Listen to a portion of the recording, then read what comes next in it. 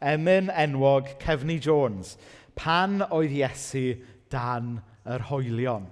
Mae e'n emyn hyfryd iawn yn dydy. Mae'n emyn gymharol gyfoes, fel mae emynau Cymraeg yn mynd, hynny yw 20 ganrif. Ac felly, yn rhyfedd iawn, dyw e ddim yn lot o'r hen lyfrau emynau Cymraeg, ond mae e wedi dod yn glasur yn dydy. Mae e wedi dod yn emyn pwerus ac cyfoethog. Mae llawer o eglwysi trwy Gymru yn canu pob Pasg, a mae e yn rhyw emyn da ni'n clywed ar y radio Cymru yn aml amser yma'r flwyddyn. Pan o'n i'n canu y top notes yna, o'n i'n dychmygu cofio Dai Jones yn canu parchus gof amdano, yn canu yr emynau. Mae e'n emyn lle mae angen tenors da i ganu yr emynau uchel. Ond be bynnag am hynny, am y gerddoriaeth sydd yn hyfryd, mae'r geiriau fel mae Menna eisoes wedi sôn yn eiriau cyfoethog iawn hefyd. Mae'r gitsgan wrth gwrs yn mynd â ni at yr uchafbwynt cododd Iesu. Ond dwi'n hoff iawn hefyd o'r penillion. Oherwydd mae'r penillion yn mynd â ni ar y daith yn dydy.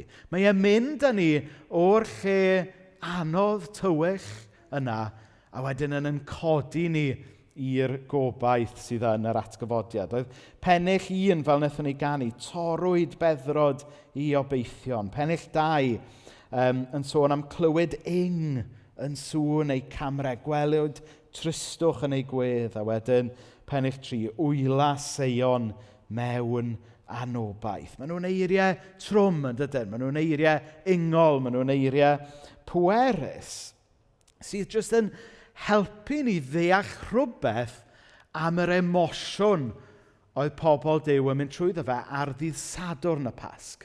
Yn y moment yna, rhwng marwolaeth Iesu a'i atgyfodiadau. A maen nhw'n dweud yn dydym yna ddywediad, it's the hope that kills you. Dyna maen nhw'n dweud. A mae'r ysbryd yna i weld yn y geiriau yma. O beth ni'n mynd i wneud? Mae popeth o'n ni wedi gobeithio amdano, wedi chwalu, wedi mynd. Mae yna dristwch o'n cwmpas ni. A chybod heddiw nawr, da ni yma, Sul y Pasg, da ni yma i ddathlu gobaith Iesu. A falle bod yna rhywun yma yn meddwl iddyn nhw ei hun, dwi ddim yn teimlo fel gobeithio heddiw. Dwi'n mynd trwy bethau anodd ar hyn o bryd. Nes i watsio'r newyddion neithiwr a gweld beth sy'n digwydd yn yr Ukraine. Mae yna bethau anodd i mynd mlaen yn y mywyd i dros y misoedd diwetha. Dwi ddim yn y mwyd i fod yn happy clappy bore yma. A chybod be, mae'n iawn i deimlo fel yna weithiau. Da ni gyd weithiau yn mynd trwy benodau anodd mewn bywyd.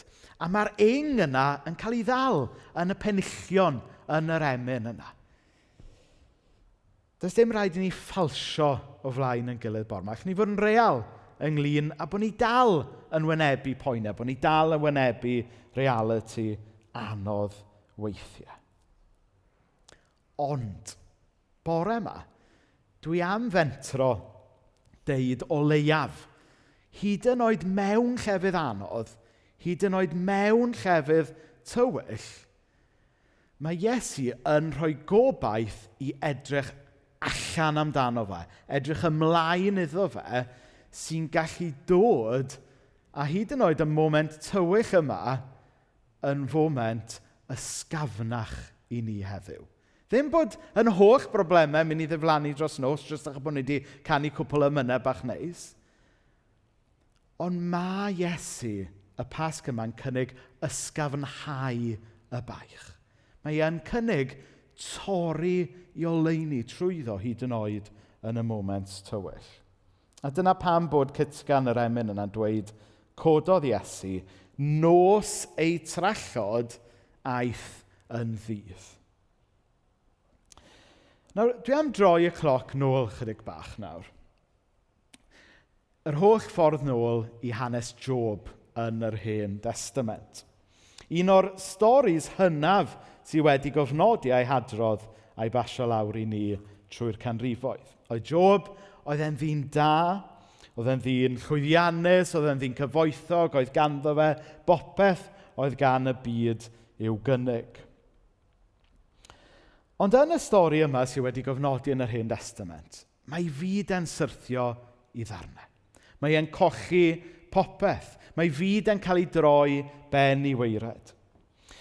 Mae llawer o'i gyfoeth yn cael ei ddwyn, mae beth sydd ganddo fe ar ôl yn cael ei ddinistrio mewn tân.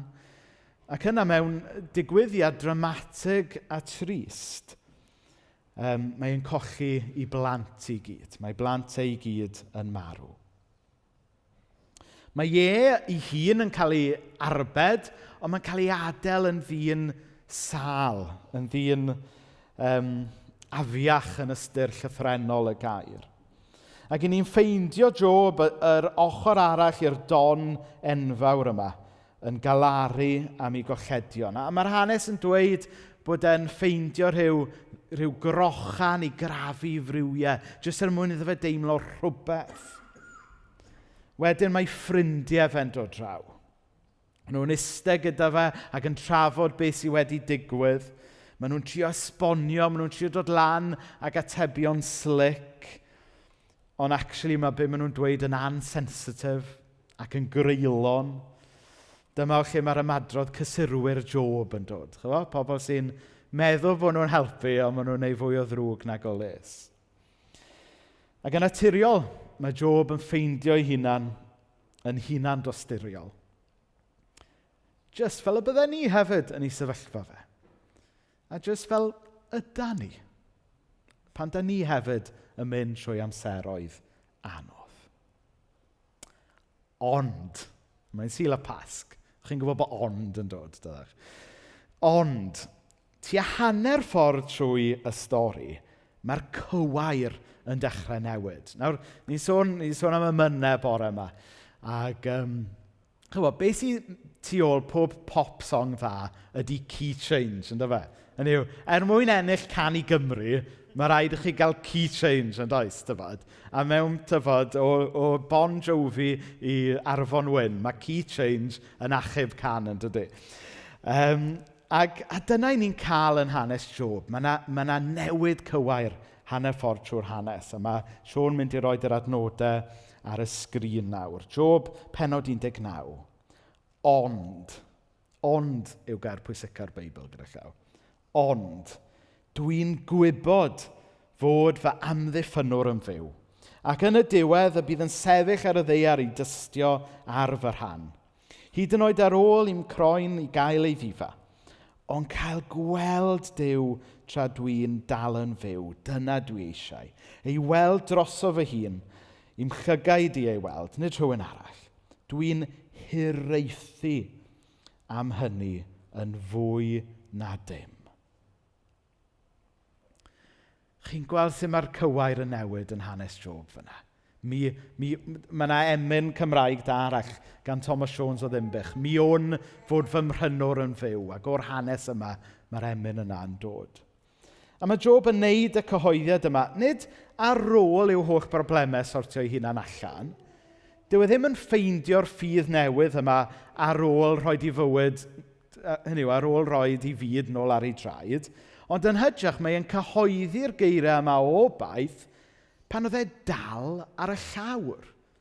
Hynny yw, mae e yn ffram o feddwl yn fwy na sefyllfa benodol, chi'n gwybod. Hynny yw, beth dwi'n trio deud yw, hyd yn oed os ydych chi bore yma mynd trwy amser anodd, hyd yn oed os oes yna dywyllwch real yn rhan o'ch profiad chi ar hyn o bryd, mae modd dewis peidio gadael i'r tywyllwch yna reoli naratif eich bywyd. Mae modd peidio cael eich diffinio yn ôl y tywyllwch yna. A heddiw mae modd dewis byw yng ngoleuni'r gobaith mae Iesu yn rhoi i ni. Mae Job fan hyn yn penderfynu credu gweitha i amgylchiadau. Pam? Oherwydd pwy ydy gwrthrych i ffydd e. Sef Duw, yn benodol mewn munud nawn ni weld pa berson o Dduw. A dyna'r gwahoddiad i ni gyd y Pasg yma. I ni ddweud efo Job, mi o'n fod fy mhrynwr yn fyw. Achos yn atgyfodiad Iesu, da ni'n cael sneak peek, os hoffech chi, o beth yw diwedd y stori. Da ni'n bobl gobeithiol bore yma, oherwydd bod hi'n Sul y Pasg, ond mae yna dal pethau anodd yn digwydd o'n cwmpas ni ac yn bywydau ni. So pam bod ni'n bobl gobeithio? Wel, achos yn ysgwyd Iesu, bod ni wedi cael darlun, wedi cael sneak peek o sut fydd popeth pan fydd Duw wedi dod â popeth yn iawn. Tebyg i'r stori yna am bobl sydd yn watcho Match of the Day bod nhw'n gwybod beth ydy'r final score, chi'n gwybod. Mae e'n newid y perspectif yn dydy. Hyd yn oed os yw'ch tîm chi yn mynd un gôl tu ôl, chi ddim yn stresio, achos chi'n gwybod beth ydy'r sgôr terfynol. A dyna yw atgyfodiad Iesu. Da ni dal gyfo byw y bywyd yma da ni'n byw, a mae'r bywyd yma'n aml yn greulon. Ond oherwydd atgyfodiad Iesu, da ni'n gwybod be ydy'r sgôr terfynol. A mae stori Job yn gorffen gyda dechrau newydd.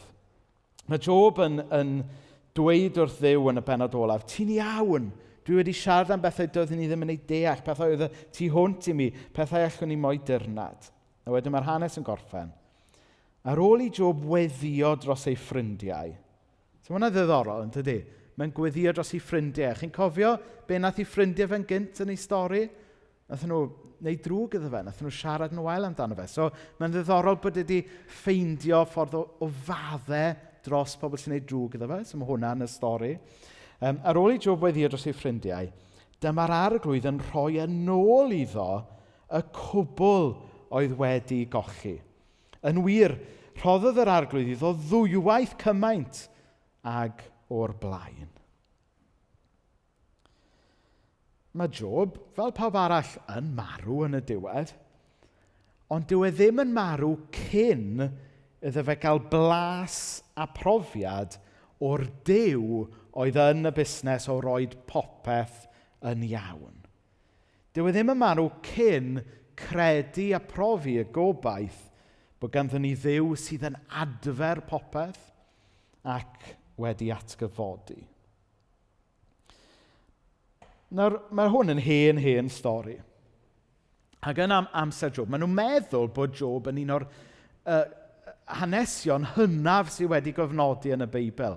A tasau y Beibl, chybod, mewn chronological order, which dyw e ddim gyda llaw, sioc horau, ond os basa'r Beibl yn chronological order, maen nhw'n deud y fasa Job angen cael ei slotio yn fuan iawn yn Genesis. Mae'n hen hanes.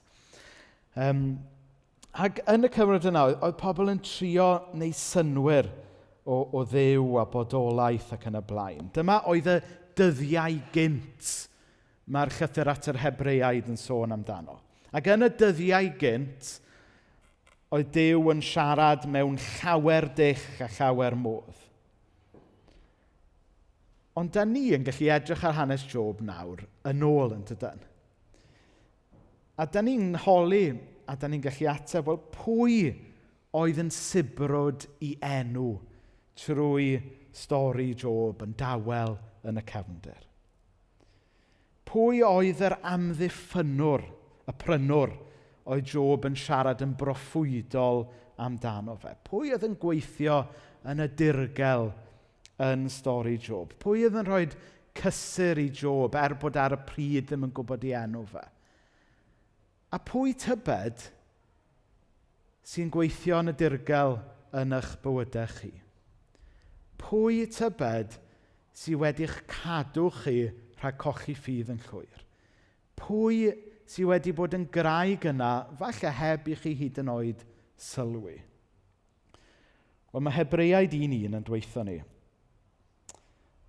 Yn y dyddiau olaf hyn, llefarodd wrthym ni mewn mab. Iesu sy'n sibrwd yn y cefndir yn stori Job. Iesu sy'n sibrwd yn y cefndir yn hanes yn bywydau ni. Yr un Duw